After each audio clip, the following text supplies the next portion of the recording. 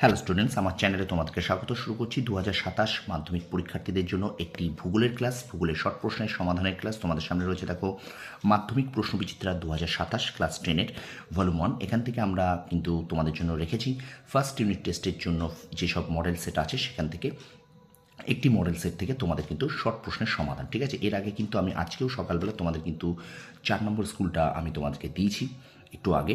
তো এখন আমরা করব 2027 মাধ্যমিক পরীক্ষার্থীদের জন্য প্রশ্নবিচিত্রা 2027 থেকে ভলিউম 1।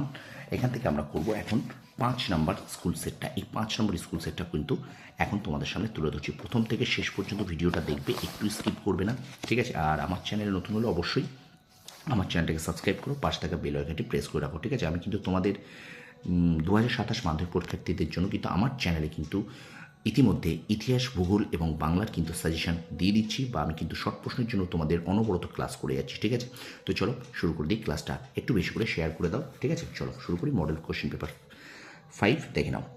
1.1 বলছে একটি গুরুত্বপূর্ণ বহির্জাত প্রক্রিয়ার উদাহরণ হলো, এখানে কিন্তু হবে ক্ষয় সাধন।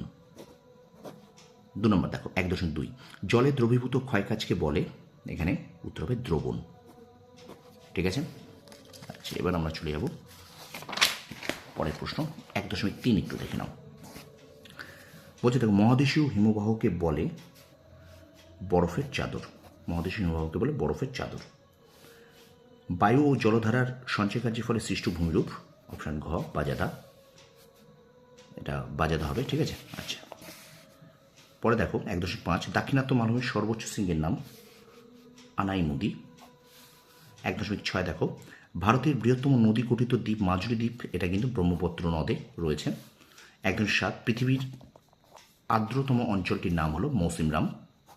1.8 কার্পাস চাষ সবচেয়ে ভালো হয় কৃষ্ণ মৃত্তিকায়, ঠিক আছে। একটু শেয়ার করে দাও স্টুডেন্টস, একটু শেয়ার করে দাও, ঠিক আছে। এবার দেখো আমরা চলে যাচ্ছি বিভাগ খ, যেখানে বলছে নিম্নলিখিত বাক্যগুলি শুদ্ধ হলে সু এবং অশুদ্ধ হলে অ লিখবে। আচ্ছা, মরু অঞ্চল 2.1 মরু অঞ্চলে ম্যানগ্রোভ উদ্ভিদ দেখা যায়, এটা কিন্তু অশুদ্ধ। 2.1 হিমবাহ উপত্যকা ইউ আকৃতি বিশিষ্ট হয়, এটা কিন্তু শুদ্ধ। আচ্ছা, ঠিক আছে, অশুদ্ধ শুদ্ধ। আচ্ছা, এবার দেখো 2.1 শ্রীনগর ও লেহ জজিরা পাস যুক্ত করেছে, এটা কিন্তু শুদ্ধ। আচ্ছা, এবার দেখো 2.1.4 গৌড়কে শিপরক বলে, এটা কিন্তু অশুদ্ধ, ঠিক আছে। এবার চলো আমরা চলে যাব উপযুক্ত শব্দ বসে শূন্যস্থান পূরণ। দেখো 2.2.1 পুরাতন পলি মৃত্তিকাকে ড্যাশ বলে, এটা কিন্তু ভাঙার, ঠিক আছে, বা ভাঙ্গার বলে, ঠিক আছে। আচ্ছা, এরপরে দেখো প্লাঞ্চফুল ভূমিরূপটি গঠিত হয় ড্যাশ কার্যের ফলে, এটা কিন্তু হবে নদীর কার্যের ফলে। আচ্ছা, পশ্চিম উপকূলের দক্ষিণ ভাগ ড্যাশ উপকূল নামে পরিচিত, এটা কিন্তু মালাবার উপকূল। আর ঋতুভিত্তিক নদীবর্তন হলো ঋতুর ওপর ভিত্তি করে নদীর জলের ড্যাশ পরিবর্তন, উত্তর হবে পরিমাণের পর্যায়ক্রমিক,